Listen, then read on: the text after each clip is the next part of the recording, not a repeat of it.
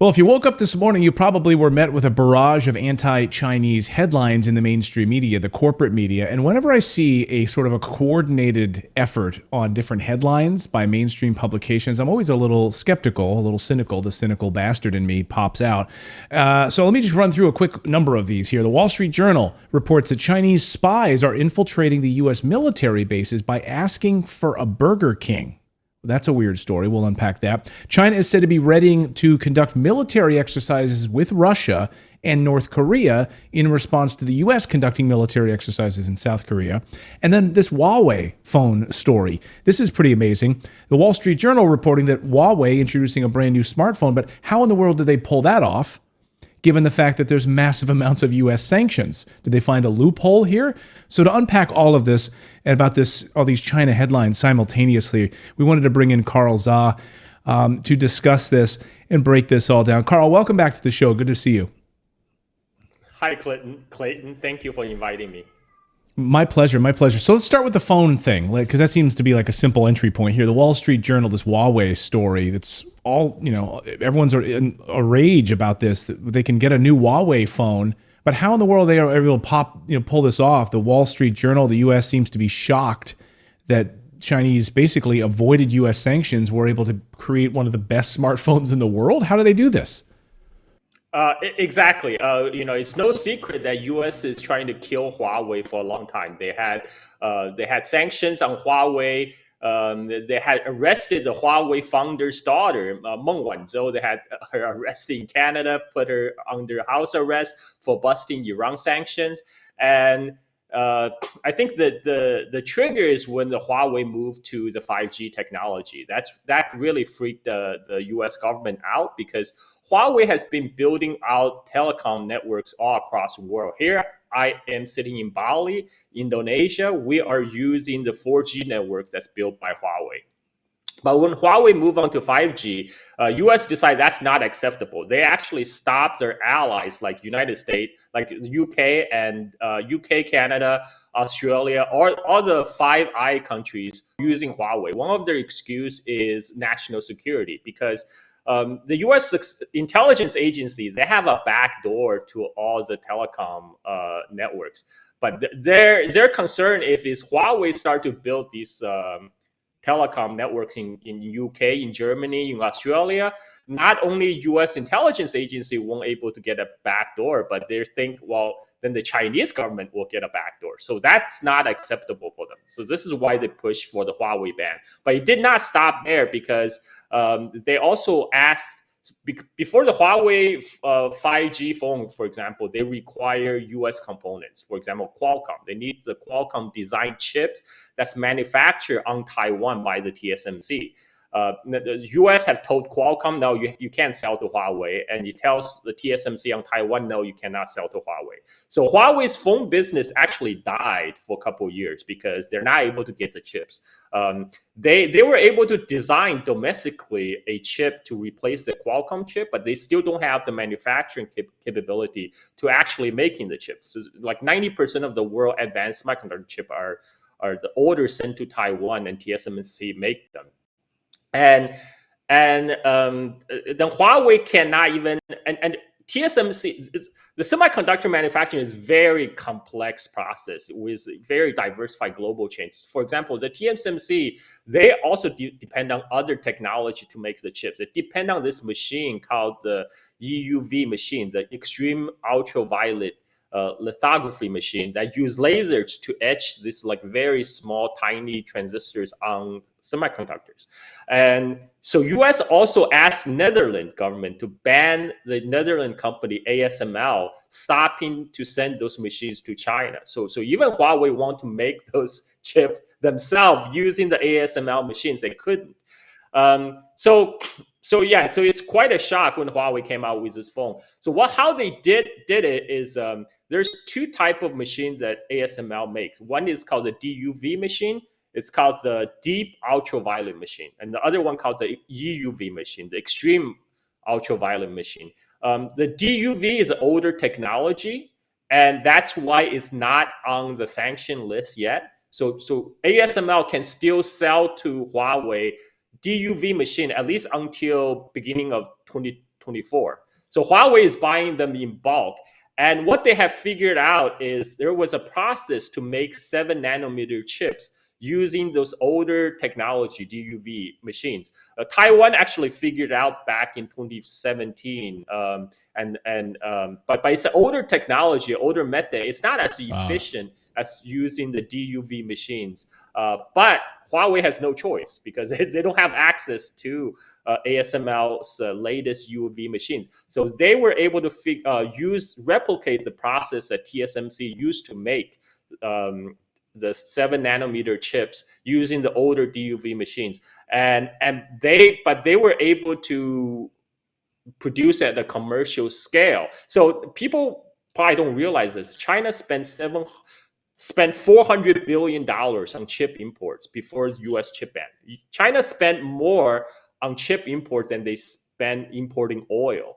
So now all that money is not coming to the United States. All that money is not going to the United States, not going to Netherlands, not going to Taiwan, or that $400 billion now going to research and development to make China's own indigenous method of manufacturing chips. So that's why they had this breakthrough. They will still have faced a little bit of headwind because now latest iPhone is using like 3 nanometer chips from Taiwan. And to make that, you need the UV machines. I think China will eventually get it. Maybe take them 5 years. But for Huawei, it's a big breakthrough for the end consumers. They don't care whether you have 7 nanometer chips or 3 nanometer chips. As long as you provide the functionality, they're happy. And Huawei is able to do that. Let's talk about this Wall Street Journal story also about Chinese spies infiltrating U.S. military bases and coming in and asking for a Burger King. And then also these military exercises. They're supposed to be teaming up with Russia on these joint military exercises as North Korean leader Kim Jong-un is set to travel to Russia via an armored train. That is the report today. So it seems that relationship is growing even more strong. What do you say about these Chinese spies infiltrating U.S. military bases? Angle. What do you know of this story? Well, I hope they caught them. I mean, I read the report. It's very vague. They say there have been instances of Chinese tourists or claiming they're tourists trying to run past military installations looking for their hotel. So, if they're spies, I hope they caught them, prosecuted them, charged them. But the report didn't say, how many people were charged, arrested, or convicted. Yeah. It's just an anonymous official dropping this tip to Wall Street Journal saying that these are instances of Chinese tourists gate crashing, and they call it the gate crashers, and they said this is a very increasing phenomenon. So first of all, U.S. is liable. All these people protecting U.S. military sites are liable to keep those secret sites off limits to outsiders. So I hope they're doing their job. And what I think they're really doing is spreading the story in United States at the time when U.S. and China are trying to restore the people-to-people exchange after COVID, because now they're Gina Raimondo was in Beijing. One of the things she talked about was they're going to increase the travel between United States and China back to the pre-COVID levels and get more Chinese tourists to come to United States. It seems to me some people don't want that to happen. Some people don't like the increased people-to-people exchange, and they would rather keep that to the minimum. I mean, that's why we're seeing these stories right now. This is my take. Also, I've had sources telling me over the weekend that they've seen real trouble in China. And I want to get your assessment of what's happening in the Chinese economy, because if the Chinese economy collapses, it's going to have massive reverberations around the world. And the photos that I'm seeing and sources that I'm hearing from who were in China this past week saying it's in many ways unrecognizable to them. In Shanghai, for instance, I'm just going to share some photos here. They say normally going to Western restaurants, American-style restaurants, Starbucks, et cetera, is a bit of a status symbol thing to do. I don't know if that's correct or not, but in Shanghai, going to a Starbucks or going to these different restaurants, and many of them are empty, closed. Walking around on a Sunday or on a Monday in Shanghai looks like a Sunday in Germany. I've heard it described, where there's very little traffic, very few people sort of wandering markets and foot traffic. So there are suggestions that the Chinese economy is in real trouble. What do you say about that?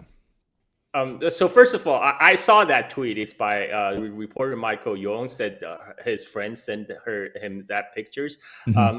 So some people pointed out that the area that they took the photo at is Lujiako. Is a place that rarely gets a lot of traffic normally anyway on a Monday, and because that was like a tourist area. And as Ah, for okay. Western restaurant, it's true that Western restaurant was a status going to Western restaurant was a status symbol in Shanghai 15 years ago. It's true. Oh, It okay. was true 15 years ago. So it's not so much true today. So going to like a TGI Fridays is not a great status symbol anymore. No. Maybe back in 2000, Yeah. but China. There's a lot of people right now. There's a lot of expats now heading back to China after the COVID restriction have been lifted. People can go look on YouTube their travels in Shanghai to see, to see for firsthand experience what it's like. But having said that, China's economy is in real trouble. It is actually slowing down. Has been the most serious slowdown in China for decades, and that this is true, including the high unemployment number for the youth from 16 to 24 age group. That's all true. This is one reason is because China is shifting away from the real estate driven investment, so which has been driving the Chinese economy growth for decades. But it cannot go on forever because we know how real estate bubble ended up in the United States back in 2008, and this is why that China is going through a hard time transitioning right now. But I think it's a cyclical downturn. It's not a secular downturn. I mean, from what my conversation with my friends and families in China, everybody is doing fine. The tourism right now is actually not letting down. There's a lot of domestic tourists, but they're slowing. There's the real estate developers are in trouble in China. A lot of them are going bankrupt. So that's going to create a drag for the economy. And this is also driven like so some people running away from China to United States. So I'm sure some people have heard about Chinese refugees coming to U.S. Because Chinese economy is going through a hard time right now. That is true. Yeah, I had a friend in Beijing saying that they've noticed a lot of small businesses troubled and closed. He lives and works there. He is Chinese, and says that is the case. That there is some real troubling signs there, especially among young people as well. So. Again, I'm really, of course, I think we're all worried about what happens with a massive Chinese slowdown, and when consumers in the United States are also knee deep in credit card debt. They're not buying. You're under this massive weight of sanctions, and so what can Americans buy at these massively increased prices? This could have massive implications around the globe if we see a massive Chinese slowdown. So, yeah. I am worried about it. I am absolutely worried about it. Do you think we will see some sort of normalization of trade with the United States and maybe greener pastures soon to come? So Gina Raimondo just in Beijing recently, and she basically said, "Look, we're not going to budge on this U.S. sanction on the high tech sectors, because that's national security reasons. But we are still willing to sell China the other less sophisticated goods." She was literally hawking like U.S. domestic cosmetic products in Beijing. I mean, I think that's a message Gina Raimondo was sent there to convey. They will still continue business with China outside of those high tech sector restrictions. Now, does that mean that there's going to be a restoration of ties?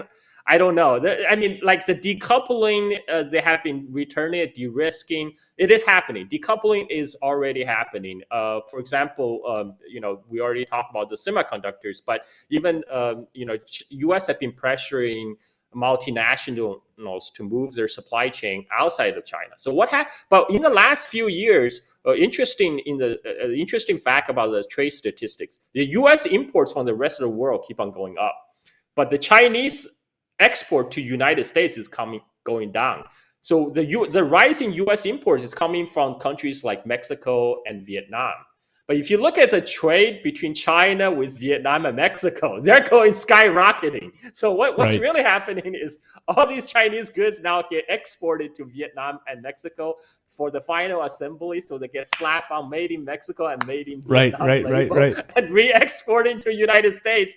And U.S. consumer just pay premium, that adds to the inflation. Well, and the U.S. consumer can say, yeah, I don't get my stuff from China.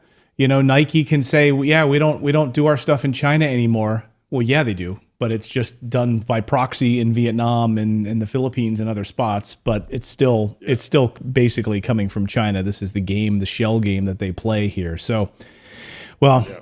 Very interesting. Thank you for helping us to unpack some of these headlines here, especially around the military spies invasion, as well as, well, I guess I didn't ask you here, but I'll get you out of here on this, Carl, which is on the military exercises, the Chinese and joint Russian military exercises. What do you make of that? Right. So related note, to talk about all the spy, including spy bloom and all that, people seem to forget we live in the age of satellites. The Chinese Beidou system have 45 active satellites in the sky, where the GPS only have 31 active satellites. I listened to a Taiwan journalist, Paul Wang, on the Manifold podcast a few weeks ago. Paul Wang said, any Taiwanese ballistic missile site, they will have a Chinese satellite flying over it every 20 minutes. So, do Chinese really need to fly a slow as balloon across America? I mean, okay. So, right.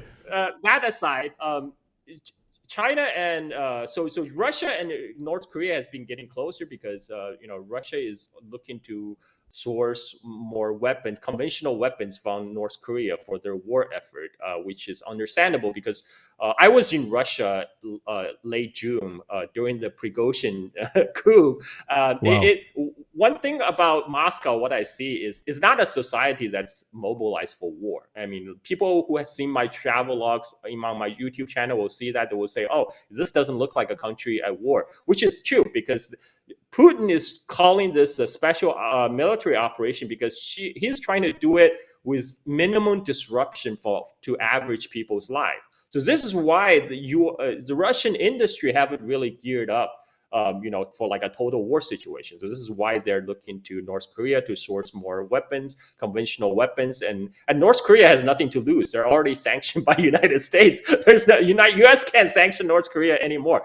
But for the military exercise, China and Russia has been conducting the joint naval exercise in the Sea of Japan, and recently they just sailed across Alaska through the Aleutian Island chain. And now there's talk about North Korea will join the two to do a trilateral patrol. This is in response to a recent U.S. Military drill with South Korea. So now we are seeing two blocks shaping up in East Asia.